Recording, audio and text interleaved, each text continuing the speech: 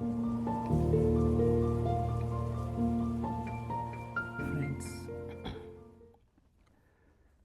today we are going to explore one of the most fundamental insights from J. Krishnamurti's teachings.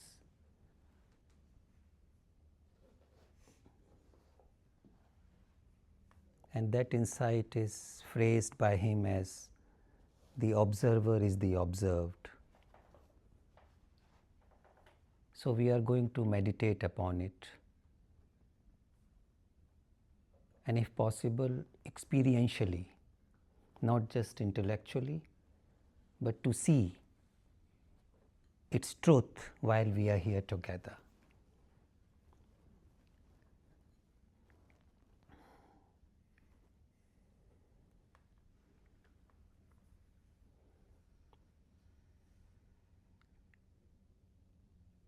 And I would like to approach it in a very simple way,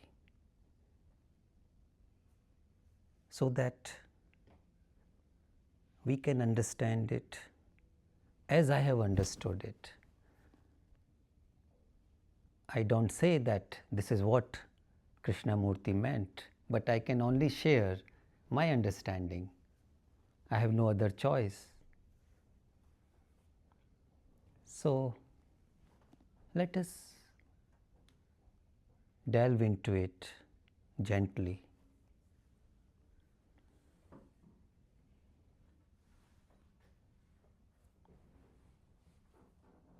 As far as I have understood, these teachings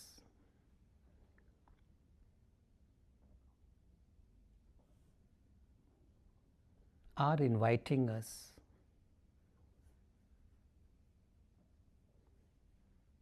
to have a clear vision, to have a clarity of inward vision. The whole intention of the teachings is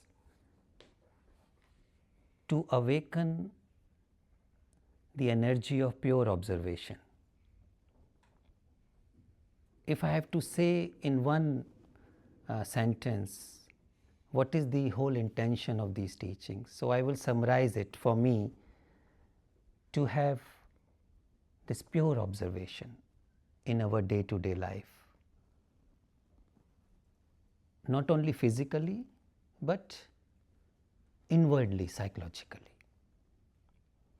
And to come upon this pure observation, these teachings are inviting us from various directions. So I will explore those directions slowly, or those pointers. Let us look at it how we usually observe. We begin with our daily life example.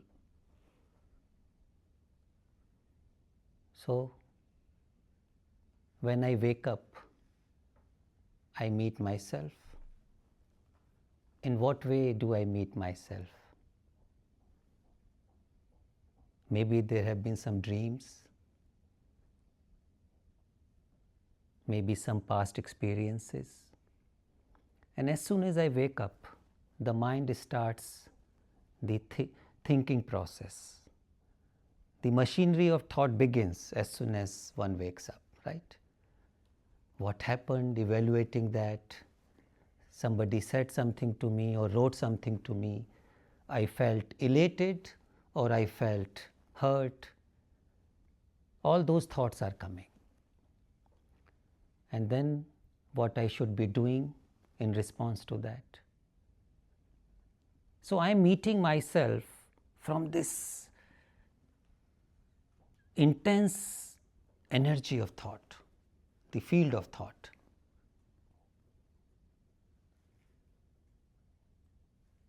So I am meeting myself through this field of thought as thought mostly. So I am looking at myself, looking at the world through this screen of my experiences, Those experiences are stored in the brain cells, and from those experiences and those memories, I am responding to myself, to others, and to the world.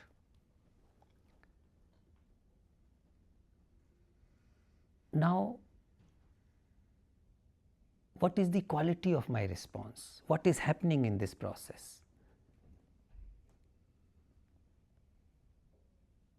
Am I really meeting myself and the world or life? Or I am just meeting my whole baggage which I have gathered through these memories and my reactivity.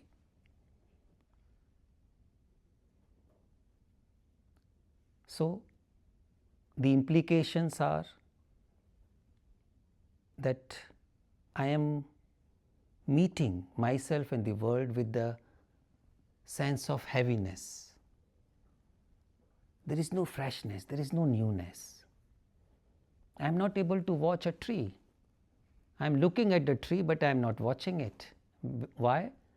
Because this whole mechanism, this process of thought is going on, and I am lost in that, trying to resolve things, fix things, all in the imagination. And I am not even aware of it. So, this is the crux of the problem, if I have to say, in our daily life,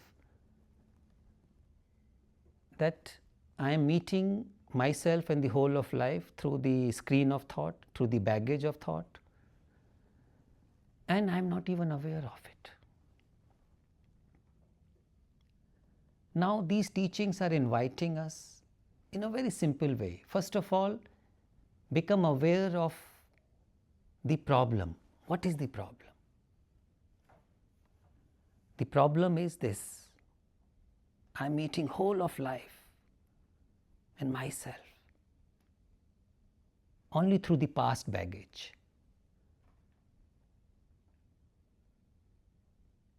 And when I am living all the time with the past baggage, how can I live fully in the now? Isn't it a problem? Because that baggage is dominating my life, my relationships. I am not able to even experience fully in the now. Even simple experiences like eating, walking, even having a conversation, or any intimate experience in our relationship. So, there is always a kind of second-handness, a kind of mediocrity in my living. There is no high energy, passion in this living. There is no beauty, real beauty. There is no real love.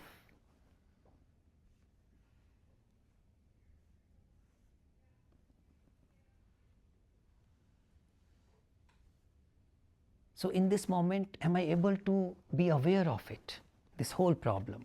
Simply be aware of it. This is the beginning of observation.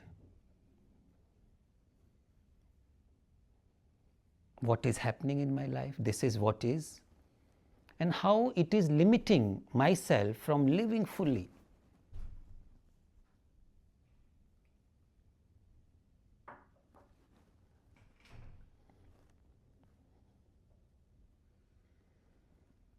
And when I watch myself and what is happening inside myself,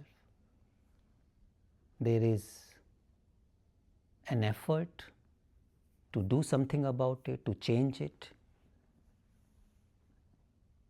I want to change myself, change my experiences, change my relationships. So, what is happening now that first thought was creating its own world, its own problems.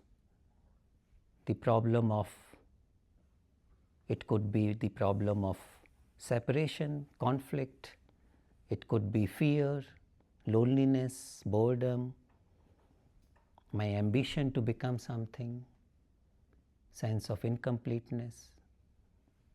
All this is produced by thought process. Now, thought becomes aware of it, and in being aware of it in a limited way, thought creates a kind of a controller, a sensor or a me to fix its own problem.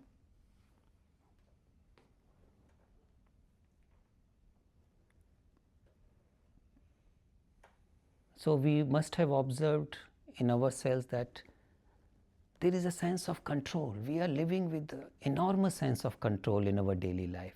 We want to control everything. We want to control our thought world, our emotions, feelings, our sorrows. Whatever we experience, there is a tendency to control, right? It's not a big secret. What happens in this process of controlling?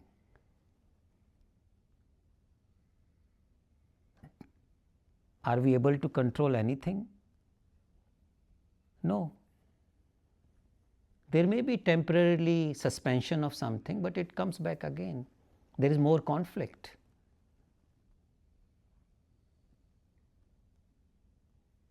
And then there is no real transformation, because first thought creates all these problems, the psychological problems, inward problems, and then thought also creates a controller, or you can call it a sense of me, ego, to control what it has created. And therefore, there is more conflict.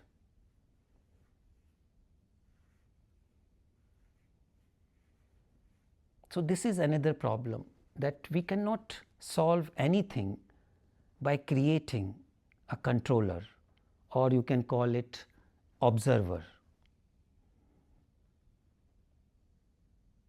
So, the teachings are saying that this whole process of controller and what it is trying to control,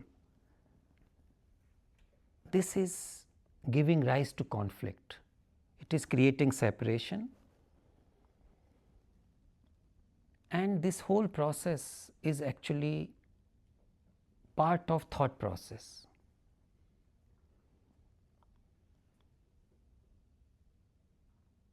And when I am occupied in this process, trying to control my inner world, I am creating more heaviness, more separation, conflict and sorrow. So, can I see that this observer and what it is trying to do, what it is observing? For example, I am experiencing fear, and now I want to do something about it.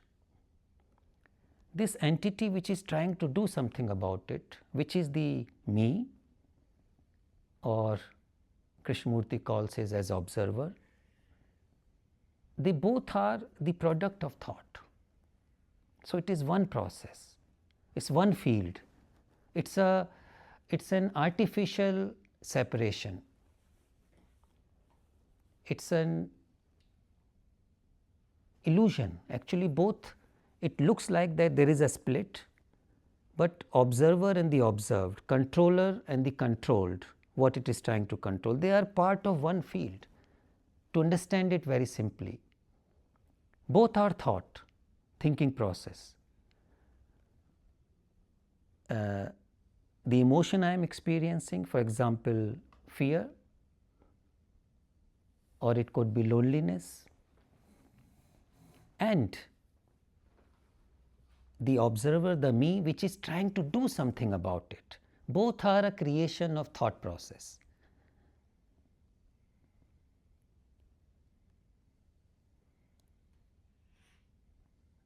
So, once we realize this, then what happens?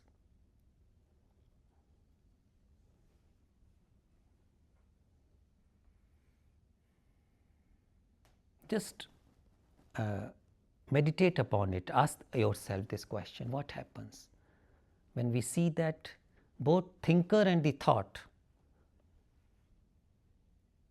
they are part of one process? Thinker is thought.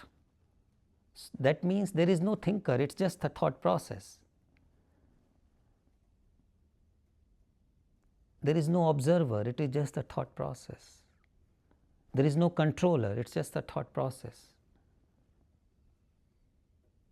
There is no experiencer, it is a part of thought process. But there is an experiencing. Experiencing is a fact. What I am experiencing, it is a fact. I am experiencing sense of fear, it is a fact.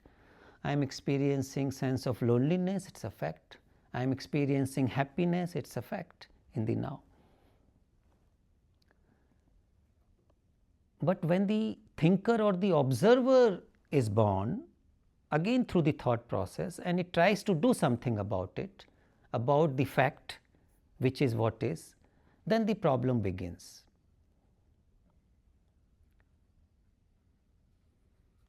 Then a separation begins, and I am not letting that feeling, that what is, to remain pure.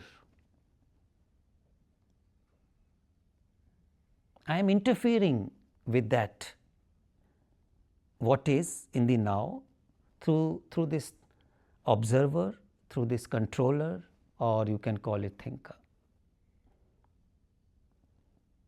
Now, is it possible to observe it? Now, here comes the role of observation. Can there be an observation without the interference of thought? Can I watch now in this moment what is happening inside me? Let us verify it. Watch yourself, what is happening. Is there any observer present? Observer comes through the reaction of thought.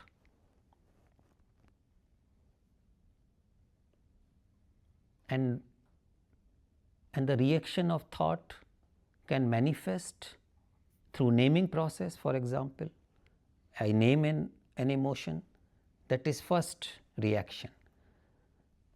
Another reaction is there is a judgment, this is good or bad. And the third reaction is, if it is bad, as per my conditioning, I want to be away from it, I want to run away from it. And if it is good, I feel if it is good, I want to pursue it, right. So, you see this whole process is the reaction from the thought, and this reaction is the observer, is the controller or thinker, or you can call it me.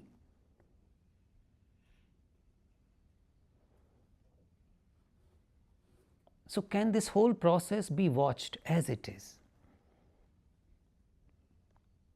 And as we are listening now deeply, we can watch it, that how thought is creating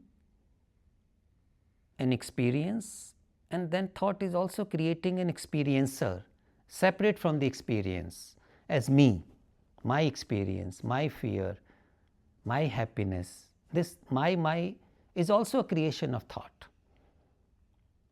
Now, is it possible to observe this whole process? And when I observe it and when I see the falseness of this separation, then I can look at whatever is the experiencing in the now, then it is not a problem. The experiencing is living process. We go through experiences all the time. But the complication begins when there is a separation created by thought with the creation of the me, separate me as an observer.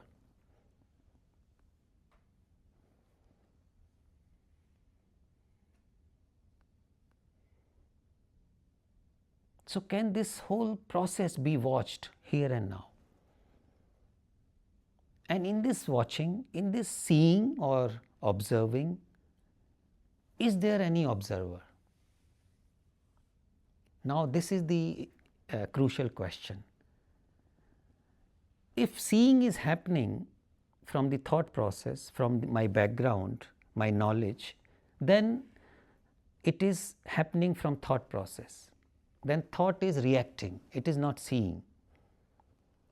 As long as any judgment is coming, any comparison is coming, any motive is coming, that means thought is involved. But if pure observation is happening, in this pure observation there is no ego, there is no me. It is happening without any background, or we can say it is happening from a space of silence or stillness. And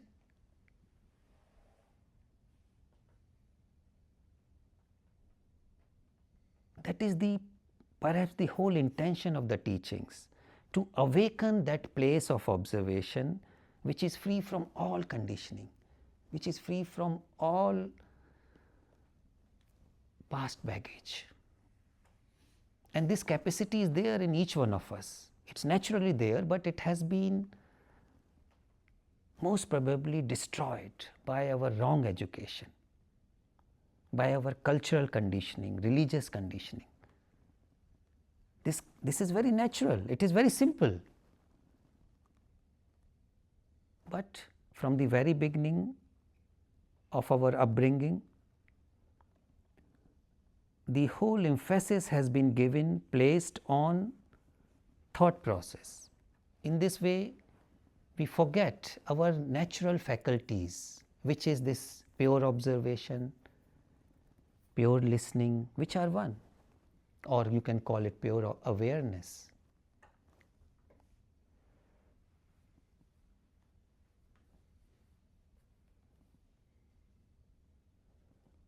So, can we nourish this energy of pure observation in our daily life, in our relationships, in our explorations?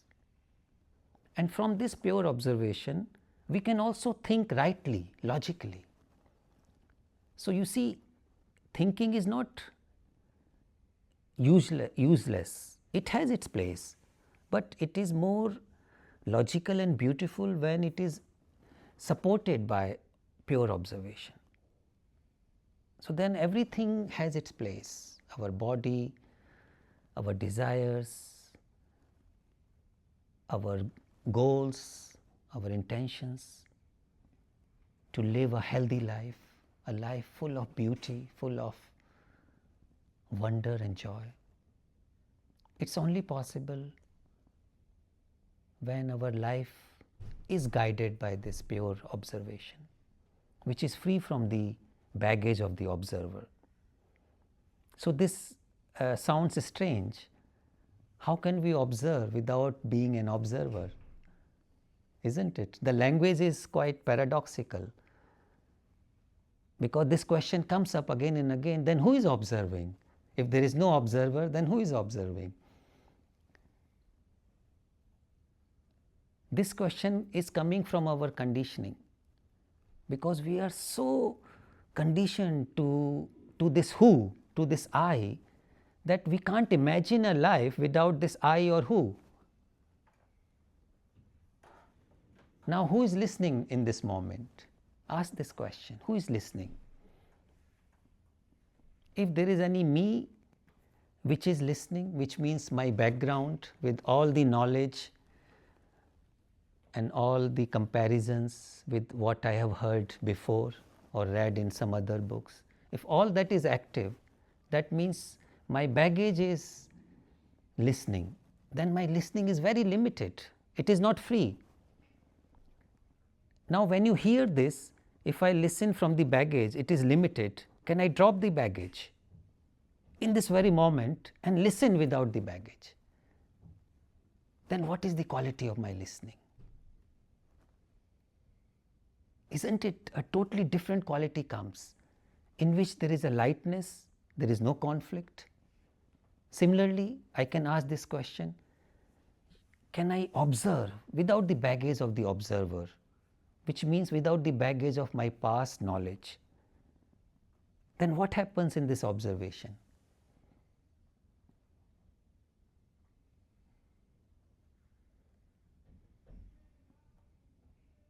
Is there any image in this observation? Any picture? Usually I am observing through the images. I know you and I look at you from my knowledge about you, which can be pleasant or not pleasant, painful or joyful. Is it possible to look at you without that picture? Because that picture is the observer, is the me. Can I look at a tree without the image of that tree? Can I look at a bird or any animal without an image about that animal? Yeah. Something passed. Something flew, but mind wanted to say, a bird flew or a name of that, but it was seen immediately. Then you can drop this naming process for the beauty of it. Yeah, it's not necessary. You see, in the beginning there will be an habitual reaction through the name, and it can be seen instantly, and in that seeing, that naming or that knowledge can drop. So, is it possible with the human beings? That is the real challenge in relationships. I wake up and I meet my partner. Can I look at her or him without the past image? That is the real challenge. Can I observe my very close friend or human being without that baggage? But at least I can drop this question. Whether it is going to happen or not make it a problem. This is important. I cannot force myself into anything, but there can be a gentle dropping of this question. Can I observe without any baggage? Now,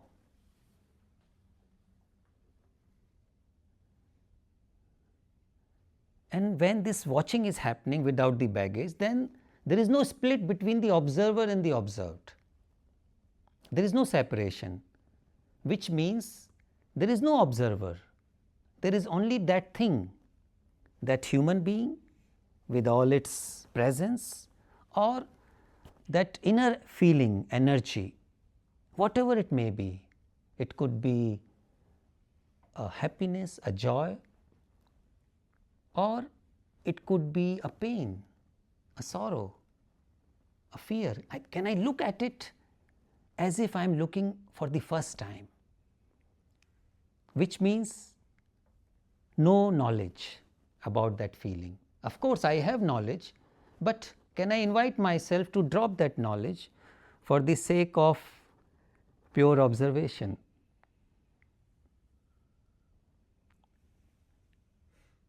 To meet it fully, I can only meet something fully when there is nothing in between, isn't it? If I want to meet another human being with fullness, that means nothing should come in between. It has to be a total meeting, and that total meeting can only happen if there is no baggage. You see, when we are full with intensity, full with passion to discover something, then there is no separation. When I am totally present with anything, is there any separation? So, pure observation means total presence, it means total attention, it means total listening, it means total love.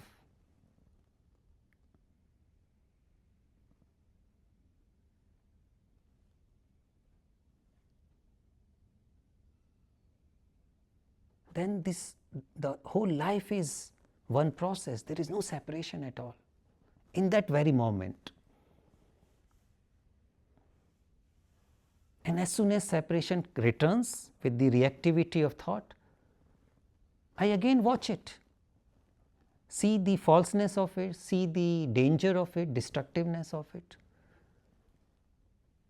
see the lack of beauty of it, then it can drop.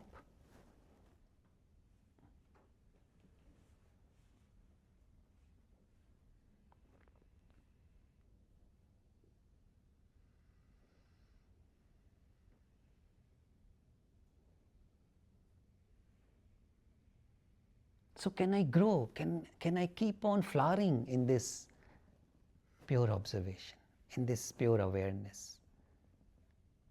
I feel that is the ongoing inner work, a work without effort, but with all passion. Thank you.